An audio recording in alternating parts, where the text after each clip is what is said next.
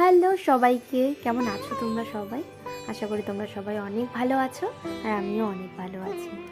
তো আমরা রেডি হয়ে গেছি, দেখতেই পাচ্ছ পুজোর সাজ, মানে কোথাও পুজো দিতে যাচ্ছি।